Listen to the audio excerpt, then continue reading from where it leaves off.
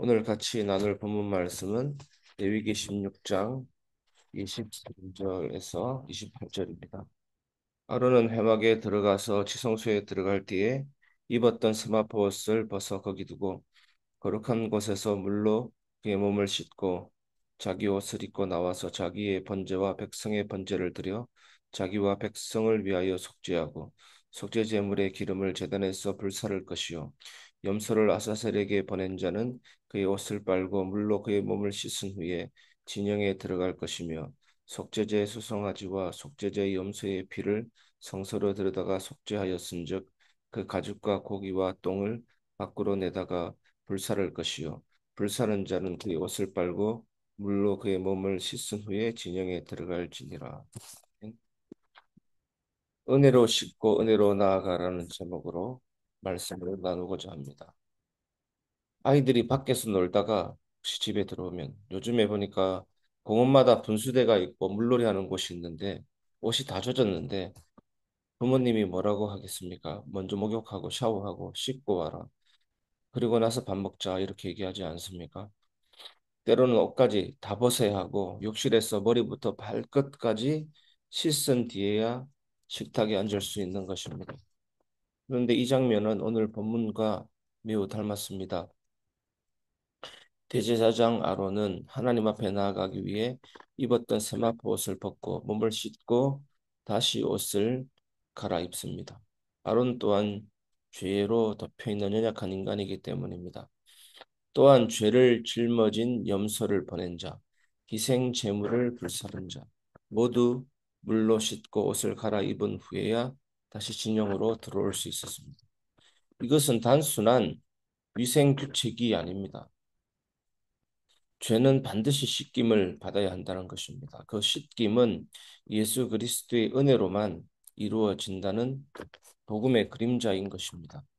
오늘 우리도 예배 자리로 나오기 전에 죄의 먼지를 뒤집어 쓰고 살다 온 몸과 마음이 주님의 은혜로 다시 씻기고 입혀져야 합니다.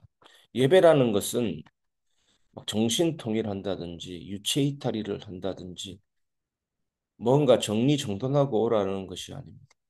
기도도 마찬가지입니다. 이런 생각, 이런 부정한 생각을 하면 하나님 들어주실까? 이런 불신앙했는데 하나님이 나를 받아주실까? 그렇기 때문에 우리가 기도의 자리로, 예배의 자리로 나아가야 하는 것입니다. 가장 거룩한 순간에도 우리 마음속에 있는 타락된 본성에서 가장 부정한 생각이 나올 수 있습니다. 예배 자리에 앉았는데 갑자기 불신앙이 생길 수도 있고 미움이 생길 수도 있습니다. 하지만 그런 부분들이 예수님의 피로 십자가로 씻겨져야 하는 것이 예배의 자리입니다. 그런 생각 품었기 때문에 너는 죄로 뒤집어 섰기 때문에 너는 이 자리에 올 자격이 없어 라는 기준은 아닌 것입니다. 그래야 비로소 하나님 앞에서 응답, 치유, 확신의 은혜를 누릴 수 있습니다. 첫 번째, 은혜는 벗게 하십니다. 낡은 죄의 옷을 내려놓으라입니다. 아론은 지성소에서 입었던 세마포 옷을 회막에 벗어두고 나옵니다. 23절. 그 옷은 거룩한 하나님의 임재 앞에서만 입을 수 있었던 옷입니다. 그러나 그조차도 죄를 속죄한 후에는 벗어야 했습니다. 예수님 안에서 우리도 이미 의의 옷을 입었지만 매일의 삶 속에서 여전히 낡고 더러워진 죄의 흔적들이 우리를 덮습니다. 사망에서 생명으로 옮겼다. 과거, 현재, 미래의 죄. 그게 뭡니까? 과거는 이미 전에 지나갔고 현재는 현재라고 느끼는 순간은 우리가 현재라고 느끼는 순간 이미 과거입니다. 그리고 미래는 우리는 아무도 알 수 없습니다. 과거, 현재, 미래. 그 흐름 속에서 우리는 법적인 구속, 법적인 구원, 사망에서 생명으로 옮겨진 위치적인 청결, 법정적인 선언의 차원으로 구원받았습니다. 하지만 우리가 그 시간의 흐름 속에서 완전하지 않습니다. 타락한 죄의 본성이 있고 죄는 파괴성, 중독성, 전염성, 속도성 있습니다. 그러면 어떻게 됩니까? 우리는 어쩔 수 없이 죄의 흔적들이, 더러워진 흔적들이 우리를 덮게 됩니다. 그래서 예수님도 목욕한 자는 손만 씻으면 된다라고 말씀하시지 않습니까? 우리는 실제적으로 날마다 청결함을 받아야 됩니다. 그것이 성화입니다. 매일매일의 삶 속에서 회개와 믿음으로 예수님을 닮아가야 됩니다. 매일처럼 처음처럼 십자가 앞으로 나아가야 됩니다. 그곳에서 회복이, 치유, 응답이 이루어지게 됩니다. 우리는 매주 예배를 통해서 새 옷을 입습니다. 또한 수요예배, 금요기도회라는 예배를 통해서 새 옷을 입고 하나님 앞에 기도로 나아갑니다. 하나님의 임재 앞에서 내 죄책감, 낙심, 자포자기 옷을 벗어놓고 주님의 손에 맡겨야 됩니다. 예수님은 우리 의로움 되시지 않습니까? 또 낙심하거나 자포자기 옷도 벗어놓고 주님 앞에 맡긴다는 게 뭡니까? 우리 주님은 도울 힘 없는 사람을 의지하지 말라고 하시고 눈에 보이는 이 환경도 주님의 뜻을 막을 수 없습니다. 우주보다 더 크신 주님을 신뢰하면 될 줄 믿습니다. 교회는 그런 낡은 옷을 벗어도 괜찮은 곳입니다. 진짜 나로 돌아와도 되는 은혜의 공간입니다. 더욱더 이런 교회로 성장해 나가고 회개, 믿음, 성장, 부흥의 역사로 하나님이 이끌어 주시기를 간절히 소망해야 될 줄 믿습니다. 두 번째, 은혜는 씻게 합니다. 스스로 닦지 말고 주님께 맡기라입니다. 본문에 등장한 모든 인물은 물로 몸을 씻어야 합니다. 아론도, 염소를 보낸 자도, 시체를 불사른 자도 마찬가지입니다. 왜일까요? 속죄의 은혜를 경험했어도 그 과정에서 죄의 흔적들이 남기 때문입니다. 우리도 그렇습니다. 예수님의 보혈로 구원받았지만 일주일 동안 세상에 부딪히며 마음은 오염되고 생각은 흐려지고 믿음은 지쳐갑니다.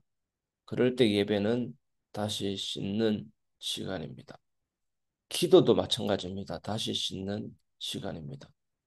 기도 중에 눈물이 나고 찬양 중에 마음이 녹고 말씀 중에 감춰진 상처가 드러나는 이유는 주님이 씻기고 계시기 때문입니다. 우리는 스스로 정결하게 만들 수 없다는 사실을 기억해야 합니다. 은혜로만 씻김을 받을 수 있습니다. 세 번째, 은혜는 나아가게 하십니다. 거룩한 자리에서 다시 삶으로입니다. 씻긴 자는 어떻게 됩니까? 오늘 본문에 다시 진영으로 들어갑니다. 예배는 도피처가 아니라 재파송의 자리입니다. 그래서 여러분 예배 시간을 위해서 미리 기도하시고 예배 중에도 기도하시기 바랍니다. 예배는 단순히 강론을 듣는 시간이 아닙니다. 강의 듣는 시간이 아닙니다. 설교 한 편 듣는 시간이 아닙니다. 말로써 때우는 시간이 설교가 아닙니다. 저도 마찬가지입니다. 제가 말 잘해서 교회가 어떻게 되는 것 아닙니다. 성령의 나타남과 능력이 있어야 되는 것이고 그 말씀 속에 성령의 임재와 능력을 우리 모두가 경험해야 되는 것입니다.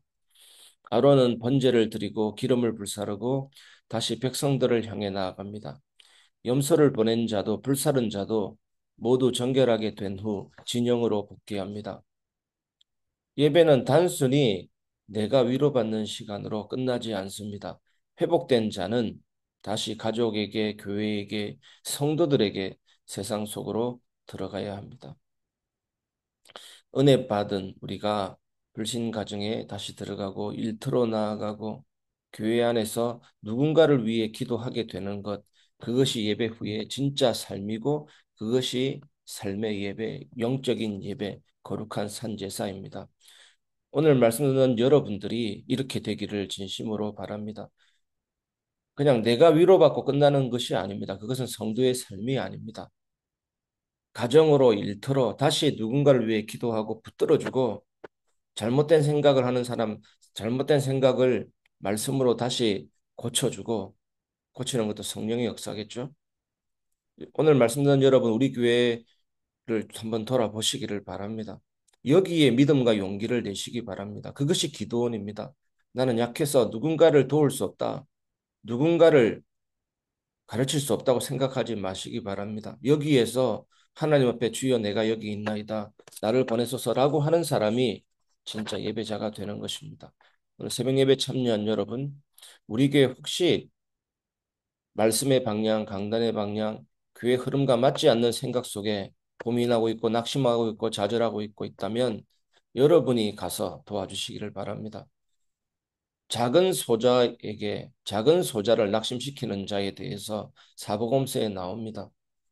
이제 신앙의 첫걸음이고 아직 신앙에 대한 깊은 뿌리가 없는 자에게 여러 가지 이상한 소리를 만약에 누군가 한다면 낙심시킨다면 그래서 마음도 교회와 강단 말씀과 그리스도의 몸된 교회에서 떠난다면 그리고 불평불만과 고민에 쌓여 있다면 그걸 어떻게 가만히 보고 있습니까? 그렇게 한 사람은 정말로 안타까운 일입니다. 연자맷돌을 목에 걸고 바다에 빠진다고 말씀합니다. 연자맷돌은 사람이 끄는 맷돌이 아닙니다. 짐승이 끄는 맷돌입니다. 그렇게 하는 사람이나 그러한 영향 속에 있는 사람이나 둘 다 건져내는 것이 교회의 사명입니다. 진심으로 기도하시고 도와주시고 진짜 예배자의 삶으로 들어가시기를 주 예수님의 이름으로 축복합니다. 여기에 용기를 내시고 여기에 아브라함처럼 기드온처럼 내가 여기 있습니다. 짧은 말이지만 진짜 기도하고 그 사람을 돕기를 원합니다. 기도하시고 나아가시길 바랍니다. 하나님의 은혜는 우리를 다시 진영으로 세상으로 보내십니다. 말씀을 마무리하겠습니다. 씻기고 입히시고 보내시는 은혜입니다. 오늘 우리는 예배를 통해서 또 한 번 이 은혜의 순환을 경험합니다. 더러운 옷은 벗어야 되는 것입니다.